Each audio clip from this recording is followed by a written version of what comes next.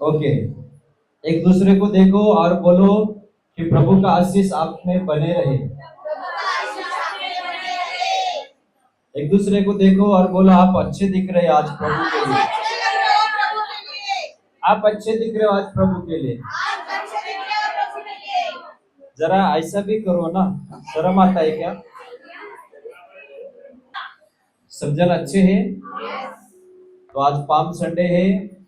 Palm Sunday का खासियत क्या है, रहस्य क्या है, उसके बारे में आज हम सीखेंगे, ठीक है? और एक बार जोर से ताली बजाओ।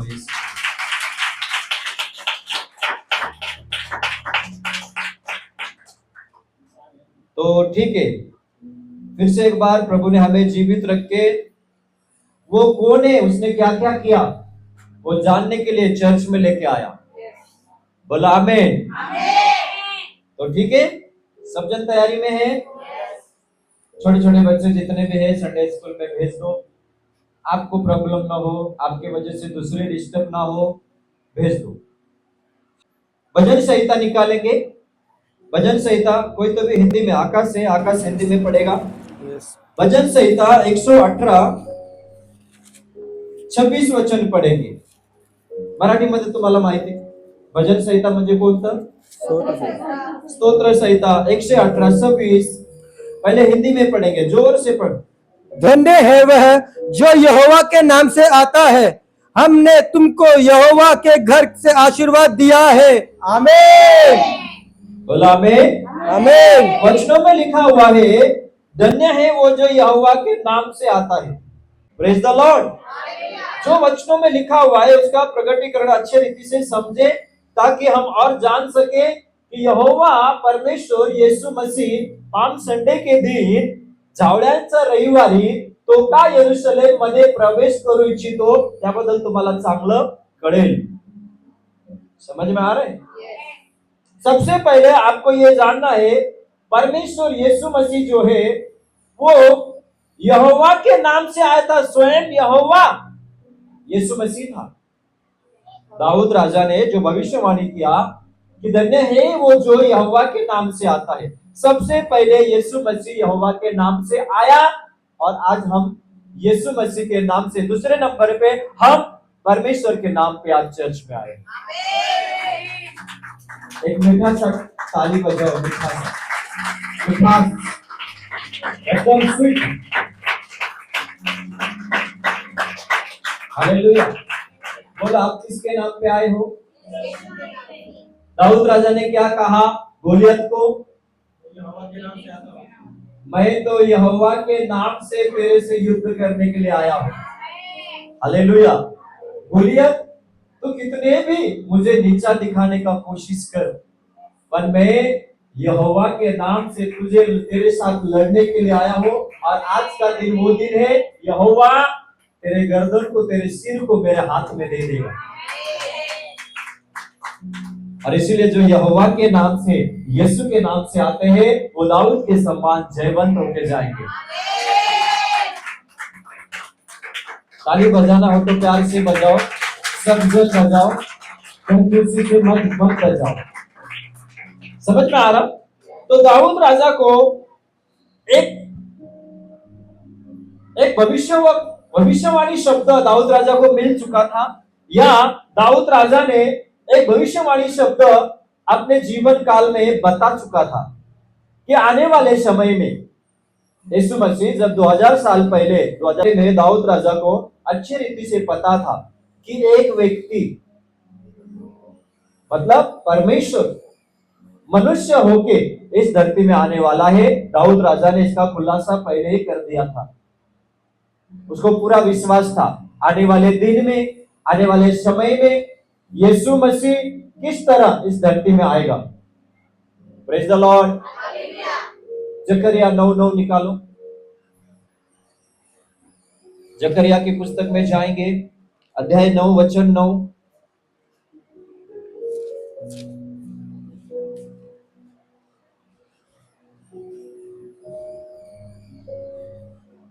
हे सियोन बहुत ही मगन हो, हे यरूशलेम जय जयकार कर, क्योंकि तेरा राजा तेरे पास आएगा। वो धर्मी और उद्धार पाया हुआ है, वह दिन है और गधे पर वरन गधी के बच्चे पर चढ़ा हुआ आएगा। समझ में आया? एक बार मराठी में पढ़ लेंगे। सियोन कन्या चोराने आनंदाचा गजर कर, यरूशलेम कन्या गजर कर, पहा तुझा राजा तुझ्याकडे येत आहे, तो न्यायी व यशस्वी आहे, तो लीन आहे, गाढवावर गाढवीच्या पिल्लावर म्हणजे शिंगावर बसून येत आहे। गाढवीचा पिल्लावर आणि सिंगरावर बसून येत आहे। बहुत से ऐसा भविष्यवाणी हुआ है यीशु के बारे में। किसके बारे में? है ना, आप सभी जन को वचन पता ही है ये सब वचन। फिर भी शुरुआत में मैं आपके लिए एक ट्रैक बना रहा हूं, पटरी बना रहा हूं, ताकि आपको और समझ में आए। समझ में आ रहा है क्या? है ना, जकरिया ने क्या भविष्यवाणी किया? हे सियोन बहुत ही मगन हो।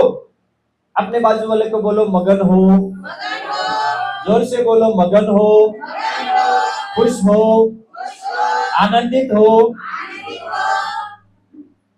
आवाज नहीं निकल रहा, क्यों? आप दोबारा बोलो, अरे यरूशलेम जय जयकार कर। अरे यरूशलेम जय जयकार कर, बोलो यरूशलेम जय जयकार कर। यरूशलेम जय जयकार कर, बोलो तेरा राजा आ रहा है, तेरा राजा आ रहा है। अब ये तो जकरिया ने किया हुआ भविष्यवाणी है, आ रहा है, पर अब तो आ चुका है। हालेलुया। बोलो मेरा राजा आ चुका है। एक साथ बोलो ना जरा, मेरा राजा आ चुका है। वो कैसा है? बोलो धर्मी है। यीशु कैसा है? कैसा है? और दोबारा बोलो, वो उद्धार पा चुका है। बोलो वो उद्धार पा चुका है। कौन उद्धार पा चुका है? ऑलरेडी उसके पास ही उद्धार है, ऑलरेडी उसके पास ही। हाँ, बोलो वो दिन है। बोलो वो दिन है। दिन, दिन का मतलब क्या होता है? नम्र। हेलो, जिस यीशु के पास आप आए हुए हो वो धर्मी है, और आज वो चाहता है आप भी धर्मी बने। इसीलिए वो यरूशलेम में प्रवेश करना चाहता था। आज ही का दिन था, 2025 साल पहले आज ही का दिन था। वो यरूशलेम में क्यों प्रवेश करना चाहता था? वो कितने तो भी लोगों को धर्मी बनाना चाहता था। सबसे पहला काम क्या किया उसने यरूशलेम में प्रवेश करके? मैं आपको आगे बताऊंगा, पहले सुन के लो। वो धर्मी है। कैसा है? हाँ, और वो क्या है? दीन है, लीन है, वो उद्धार पाया हुआ है। और वो किसके ऊपर चढ़ के आएगा? बोलो गधे के ऊपर। बोलो ना, है ना, गधे का बच्चा बोले तो गधाई, मराठीमध्ये सिंगरू म्हटलेला आहे, हिंदीमध्ये गधे के बच्चे के ऊपर बोला है। हालेलुया। आज यीशु मसीह आपके लिए और मेरे लिए जितने भी भविष्यवाणी हुए, उस भविष्यवाणी के अनुसार वो इस धरती में आया, और आज ही का दिन था। वो यरूशलेम में प्रवेश करने के लिए जा रहा है। हालेलुया। अब बात ये भी आता है कि यरूशलेम में ही क्यों प्रवेश करना चाहता था? हालेलुया। बाकी भी जगह था, बाकी भी जगह था, बाकी भी जगह में वो जा सकता था। फिर से दोबारा वो काना नगर में जा सकता था, है ना, सामने सोक्रोन नगर में जा सकता था वो, पर यरूशलेम में ही प्रवेश करना चाहा, क्योंकि यरूशलेम का अर्थ होता है परमेश्वर का घर। यरूशलेम खुदा का घर, यरूशलेम खुदा का घर। सारे 3.5 साल की सेवकाई करके लास्ट में यीशु खुदा के घर में प्रवेश करना चाहता था। और यीशु ने तुम्हें और मुझे ये बातों को आज सिखा के दिया, सफर कितना ही करो, लास्ट में तुम्हें खुदा के घर में प्रवेश करना है। हेलो, इस दुनिया में कितने सफर किए आपने मुझे पता नहीं, पर यीशु ने जो जीवन जिया और लास्ट में वो यरूशलेम में प्रवेश करना चाहता था, आपको और मुझे भी ये बात ध्यान में रहे कि हम दुनिया में कुछ भी करें, यीशु के ऊपर विश्वास करके एक दिन हमें खुदा के घर में ही प्रवेश करना है, स्वर्ग में ही प्रवेश करना है। कितने लोग समझ रहे? ये कारण था यीशु मसीह यरूशलेम में, इजराइल के राजधानी यरूशलेम में प्रवेश करने का कारण। चलो अब मैं आपको थोड़ा सा आगे लेके जाऊंगा, जिससे करके आप समझे और अपने आप को तैयारी करें और आशीषित हो जाए। बोला आमीन। लुका की पुस्तक में जाएंगे। लुका की पुस्तक निकालो, अध्याय 19 निकालो, मराठी मध्ये 19 काढा, अध्याय 19 वचन 30 पढ़ेंगे। चलो हिंदी में पढ़ेंगे पहले, फटाफट फटाफट निकालने का।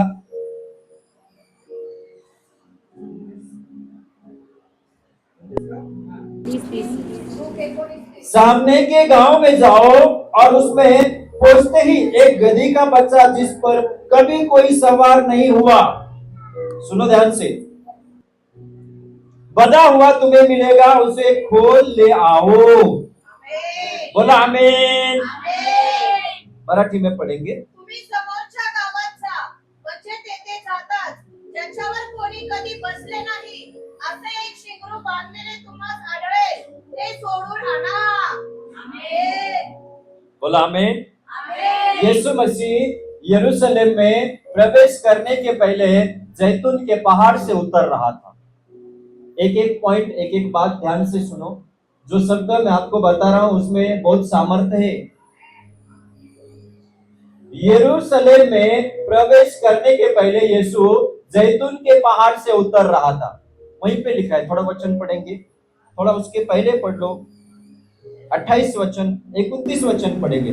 जब वो जैतून नामक पहाड़ पर बैतफगे और बैतनिया के पास पहुंचा तो उसने अपने चेलों में से 2 को ये कहकर भेजा।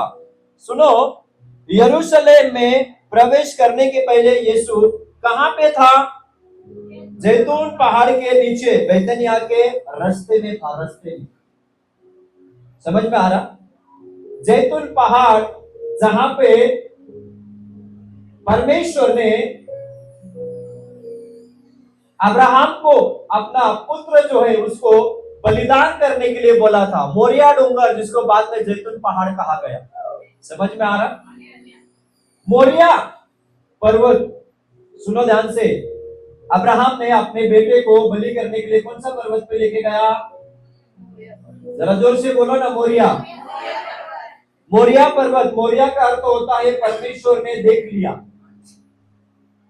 मोरिया पर्वत का अर्थ होता है परमेश्वर ने देख लिया। समझ में आ रहा?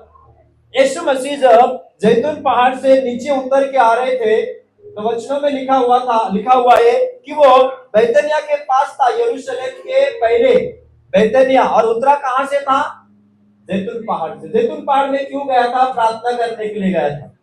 हेलो, यीशु ज्यादा से ज्यादा जैतून पहाड़ में जाके प्रार्थना करते थे। हालेलुया। आज जैतून पहाड़ में क्या मिलता था? बोलो, जैतून के तेल मिलते थे। बोलो ना जरा जोर से यार।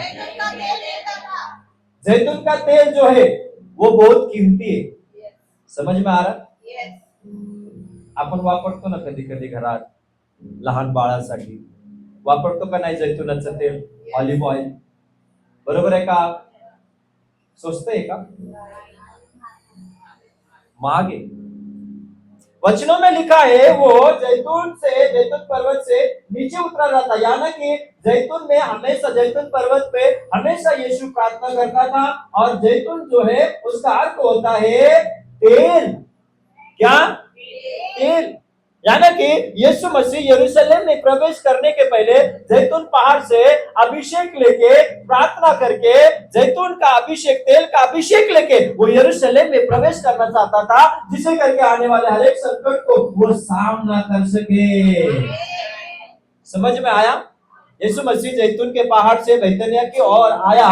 जैतून के पहाड़ से बैतनिया की ओर आने का अर्थ ये है कि वो पूरा परमेश्वर का अभिषेक लेके यरूशलेम में प्रवेश करना चाहता था। क्यों? क्योंकि उसे एक बहुत बड़ा जंग लड़ना था। क्या लड़ना था? जंग, युद्ध लड़ना था।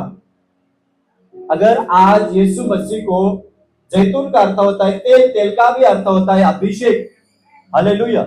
यीशु मसीह को अभिषेक की जरूरत पड़ा उसके जंग लड़ने के लिए। तुम और मैं कौन से खेत की मूली है? नहीं पास्टर, कुछ भी किया तो भी चलेगा ना। अभिषेक के बिना आप कुछ भी नहीं कर सकते हो। पाम संडे के दिन उसे इजराइल में प्रवेश करने के पहले यीशु मसीह को वो सामर्थ की जरूरत पड़ा, वो अभिषेक की जरूरत पड़ा, जिसे करके आने वाले हर एक उसका जो यात्रा है उसको यीशु मसीह इन चीज से, है ना, बहुत अच्छी रीति से सहन कर सके। हालेलुया।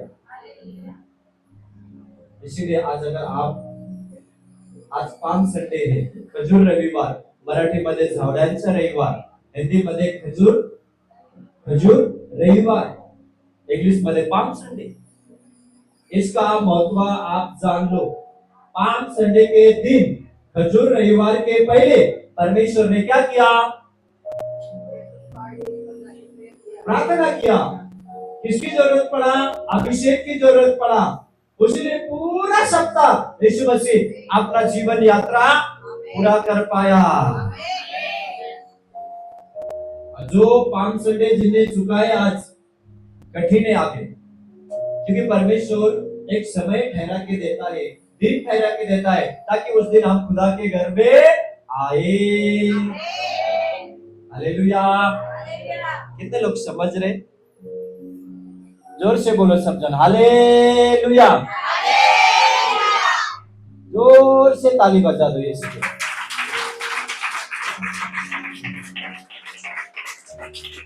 बोला आमीन। आप समझ रहे हो? आपको भी जीवन का यात्रा पूरा करने के लिए यीशु की जरूरत है, यीशु मसीह के अभिषेक की जरूरत है। नहीं तो हम आने वाले मुसीबत में, आने वाले संकट में, आने वाले हमारी यात्रा में कितना कठिनाई है ये मैं नहीं जानता, पर अगर यीशु है तो वो यात्रा को परमेश्वर पार करा देगा। क्या करवा देगा? पार करवा देगा। आप उसे यरूशलेम को प्रवेश करना था कि मैं यरूशलेम को प्रवेश करना चाहता हूं, तो ये यीशु ने क्या किया? 2 शिष्य को बुलाया। 2 शिष्य से कहा, क्या कहा? सामने के गांव में जाओ। बोलो सामने के गांव में। सामने के गांव में जाओ। वहां क्या मिलेगा? एक बांधा हुआ गधे का बच्चा, जिसके ऊपर कभी कोई नहीं बैठा। हेलो। गधे का बच्चा मिलेगा और वो बांधा हुआ मिलेगा और उसके ऊपर कभी कोई नहीं बैठा। ऐसा गधा मिलेगा। उसको खोलो। खोलते वक्त अगर किसी ने पूछा कि क्यों खोल रहे हो, तो बोल देना इसकी जरूरत प्रभु को है। कितना बोल देना? इतना ही बोल देना, इसकी जरूरत प्रभु के है। आप ध्यान से सुनो। यीशु मसीह ने एक मराठी मध्ये म्हणतात ना, कोणी न बसलेलं कोरशेंदू, बरोबर है का? कोरा बोला ना, काय कभी कोई नहीं बैठा हुआ ऐसा गधा, गधे का बच्चा, गधा ही मिलेगा। क्यों कभी कोई नहीं बैठा हुआ? ऐसा गधा को चुनना पड़ा। इसमें भी बहुत बड़ा प्रकटीकरण है, ध्यान से सुनो। हालेलुया। कितने लोग हैं आज आप चाहते हो कि मुझे साड़ी चाहिए तो नया चाहिए? आप नया चाहते हो क्या? नहीं, किसी का उत्तर नहीं आया मुझे। आपको कपड़े नया चाहिए, आपको खाना भी नया नया चाहिए, रोज नया खाना चाहते हो। तो वो जो परमेश्वर है ना, वो अपने जिंदगी में ऐसा गधा ढूंढ रहा था जिसके ऊपर कभी कोई नहीं बैठा है, यानी कि न्यू, नया। और नया ढूंढने का पीछे, नया जिसके ऊपर कोई नहीं बैठा, उसका अर्थ यह है कि उसके अंदर जो छुपा हुआ प्रकाश है, प्रकाशन, वो ये है कि परमेश्वर उस गधे के सम्मान, किसके? उस गधे के सम्मान आज तुम्हें और मुझे ढूंढ रहा है। जो प्रभु के लिए एकदम साफ, कैसा? मन साफ, दिल साफ। भले हमने पाप किए, पर आज चर्च में आने के बाद में आज प्रभु क्या ढूंढ रहा है उस गधे से हम उदाहरण ले सकते हैं। परमेश्वर आज ऐसा व्यक्ति को ढूंढ रहा है जो परमेश्वर के लिए उसका मन, उसका विचार, उसका आंख, उसका कान साफ सुथरे है। समझ में आ रहा है? जो परमेश्वर में आने के बाद, प्रभु से धुलने के बाद जो साफ सुथर हो चुका है, उसी के ऊपर आज यीशु मसीह बैठना चाहता है, यानी कि आना चाहता है। जरा जोर से आमीन बोलो। हालेलुया। परमेश्वर को वो गधा की जरूरत नहीं है जो हमेशा अपने ही काम में अपने ऊपर बोझ ले लेके चलने वाला, ऐसा गधे का परमेश्वर को जरूरत नहीं है। परमेश्वर ने वो गधा देखा जो तैयारी में है। इसमें है तैयारी में है, जो अपने आप को तैयार करके रखा हुआ है। Hallelujah, praise the Lord. अब जो गधे के ऊपर कोई नहीं बैठा, तो वो गधा कैसा होता है आपको पता है? शुरुआती में ना, जिस गधे के ऊपर कोई नहीं बैठा है, गधे को आदत ही नहीं है कुछ वस्तु उठाने का, तो वो गधा पहली बार क्या करता है पता है? का अपना बदन, अपना शरीर जो है ना झटकता है। कितने लोग समझ रहे हो? जो गधा है ना, जिसको आदत नहीं है ना काम करने का, पहली बार उसके ऊपर अगर बोझा रख दिया ना, तो वो क्या करता है पता है क्या? गड़बड़ करता है। बोलो गड़बड़। क्यों गड़बड़ करता है? क्योंकि उसको आदत नहीं रहता है। हाँ या ना? आपको अगर आपने कभी गाड़ी चलाई नहीं, आपको अगर गाड़ी चलाने के लिए दिया, तो आप कितना गड़बड़ करेंगे? किसी को ना किसी को आप ठोक देंगे। हालेलुया। यीशु ने भी जाना कि वो गधे के ऊपर कोई नहीं बैठा है, पर यीशु मसीह उस गधे को स्वयं खुद बैठ के सिखाना चाहता है कि चलना कैसे है, बोझ लेके चलना कैसे। समझ में आ रहा है क्या? कोई आपको पता है बैल माहिती आहे ना तुम्हाला? बैल जेव्हा छोटा असतो, बैलचा मानेवर जेव्हा जोखंड टाकण्यात येतं, तो जो बैल आहे ना, छोटा बैल, ज्याला कधी काय म्हणतात त्याला, नांगरलेला नाहीये, त्याचा मानेवर जर नाही का जो ठेवला ना, तो इकडं तिकडं सगळीकडे पडत बसतात. त्याला माहित नाही ना कसं चालायचं लाईन. है ना? बैल जो छोटा होता है, जिसको कभी भी हल चलाने को नहीं आता है, उसके ऊपर अगर हमने है ना क्या रख दिए, जुआ रख दिया, तो इधर उधर भागता है। इसीलिए मूसा ने क्या बोला है, इजराइल में क्या नियम है आपको पता है? जो सीखने वाले छोटे छोटे बैल होते हैं ना, पहली बार खेत में लेके जाते हैं जोतने के लिए, तो वो जो अनुभवी बैल है ना, बूढ़े बैल जो अनुभवी रहता है, उनके साथ उनको चलाते हैं, उनके ऊपर जोखंड रख के। क्यों उनके साथ चलाते हैं? क्योंकि अनुभवी जो बैल होता है ना, वो उसको लेके लाइन से चलना सिखाता है। समझ रहे हो ना आप? हालेलुया। इसलिए मूसा ने क्या कहा, जो बैल खेत में जोता जाता है, उसको उसका मुंह में क्या मत लगाना? हिंदी मध्ये काय म्हटलं त्याला? लगाम। Praise the Lord. बहुत सा ऐसा नियम है ना? और हमारा प्रभु यीशु मसीह जो है, वो भी यही चाहते थे, या वो भी ये जानते थे कि ज्यादा से ज्यादा यीशु मसीह ने बाइबल में जमीन का उदाहरण दिए हैं, पशु प्राणी का उदाहरण दिए हैं। समझ में आ रहा है आपको? क्यों? क्योंकि यीशु मसीह जानता था, क्या जानता था? जमीन पे रह के खेती कैसे करना है, हालेलुया, पशु प्राणी को कैसे संभालना है, घर कैसे बनाना है। कारपेंटर था वो, सब कुछ उसको पता था, इसलिए बहुत बार उसने कहा जो बीज जमीन पे गिरा, हालेलुया, रास्ते पे गिरा, काटिले काटिले झाड़ों के ऊपर गिरा, पथरीले जमीन पे गिरा, क्यों? क्योंकि यीशु ने बहुत बार जमीन का उदाहरण दिया। तो इसका अर्थ यह होता है यीशु जमीन से कहीं तो भी यीशु का क्या था? लगन था, जुड़ा हुआ था। Praise the Lord. अब गधे जो है, गधा जो है, वो कैसा चाहिए था यीशु को? बोलो नया, बोलो नया, जिसके ऊपर कभी कोई, हाँ, और मैंने आपको बताया जिस गधे के ऊपर कभी कोई नहीं बैठा तो पहली बार उसको बोझ ढोने के लिए तकलीफ होता है। अगर उसके ऊपर बोझ भी डाल दिया ना पहली बार, वो ऐसा ऐसा ऐसा करके फेंक डालता। हालेलुया, समझ में आया? आज जो गधा जो प्राणी है ना, उसको हम क्या जानते हैं पता है क्या? मूर्ख। हाँ या ना बोलो।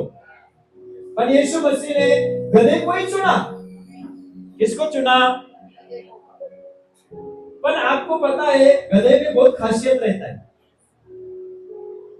कल मैं सोच रहा था, जानने का कोशिश कर रहा था कि गधे जो है, गधे में क्या क्या खासियत है और गधे को ही क्यों चुना यरूशलेम का यात्रा करने के लिए। सबसे पहले गधा जो है वो शांत स्वभाव का है, खड्डे जैसे जमीन में चल सकता है। उसके बाद बोझ उठाने के लिए गधे के पैर मजबूत होते हैं, मजबूत क्या होते हैं? मजबूत होते हैं। समझ में आ रहा है क्या? तो ये सारी चीज उसके अंदर देख के परमेश्वर को गधा पसंद आया। हालेलुया। हाँ? जो स्वभाव गधे के अंदर है ना, हाँ रहेगा नहीं, बराबर है। लोग वैसे सोचते, पर गधे में कुछ खासियत है। गधे में कुछ खासियत है। उसका खासियत क्या है? वो शांत स्वभाव का रहता है, वो सौम्य रहता है, वो अकेले में रहता है। हालेलुया। उसका अकेले भी किधर बांध दिया ना, वो ऐसे ही खड़ा रहेगा सबर पकड़। बाकी प्राणियों के जैसे गधा कभी चिल्लाता नहीं। बाकी प्राणी को अगर अकेले कर दिया ना तो चिल्लाते करते, बराबर है क्या नहीं? गाय बोलो, बैल बोलो, घोड़ा बोलो, पर गधे को जिधर बांध दो तो उधर ही शांत रहेगा, उसके साथ कोई दोस्त हो या ना हो। ये स्वभाव गधे के अंदर होता है। इसलिए मैं आपसे कहना चाहता हूं कि परमेश्वर ने गधे को चुना। हालेलुया। और आज गधे के समान, गधे को जैसा स्वभाव है ना, वैसा स्वभाव एक्चुअली बिलीवर्स लोगों के अंदर होना चाहिए। हालेलुया। बाइबल में लिखा है ना, दीन, नम्र, सौम्य, विश्वासु, धैर्यवान। Praise the Lord. परमेश्वर उस व्यक्ति को हमेशा आशीष देता है जो परमेश्वर के पास आके नम्र बनता है, भोला बनता है, सीधा बनता है, उसको हमेशा परमेश्वर आशीष देता है। पर गड़बड़ करने वाले लोग कभी आशीष नहीं पाते। आया ना? आया ना? जरा जोर से बोलो ना। तो यही कारण था, परमेश्वर गधे को चुना उसने और उसके ऊपर बैठ गया। और यीशु जब गधे के ऊपर बैठ के यरूशलेम में प्रवेश कर रहा था तो गधे का भी शान बढ़ गया। गधे का भी शान बढ़ गया। अब आप मुझे बताओ, यीशु किसके ऊपर बैठा था? गधे के ऊपर। और गधे जिस मार्ग से चल रहा था उस मार्ग में लोग क्या कर रहे थे? कपड़े के ऊपर यीशु नहीं चल रहा था, गधा चल रहा। हाँ या ना? ये जो डालिया, ये जो खजूर के डालिया आहे ना, झावड्याचे आहे ते तिथं टाकत होते लोक रस्त्यात। त्या झावड्यावर कोणाचा पाय आधी पडत होता? हालेलुया। यीशु नहीं चल रहा था, गधे चल रहा था। यीशु को गधे के ऊपर बैठा हुआ था। हालेलुया। सबसे पहला आदर, ध्यान से सुनो, सबसे पहला मजा गधे नहीं लिया। सोचा होगा जिंदगी में कभी किसी ने इस तरह स्वागत के साथ मुझे नहीं चला। हालेलुया। हाँ, समझ में आया? गधा इतने भी गधा नहीं होता है, बहुत बुद्धि है उसको। एक बार एक दिन एक गधे मंदिर के दरवाजे के बाहर बैठा था। किधर बैठा था? मंदिर के बाहर बैठ के पूरा अपना सिर मंदिर के तरफ झुका के शांत बैठा था। सब लोग मंदिर के अंदर जा रहे थे, भक्ति कर रहे थे, कुछ कुछ कर रहे थे, है ना। तो ये गधे भी सिर मंदिर के तरफ झुका के भक्ति कर रहा था।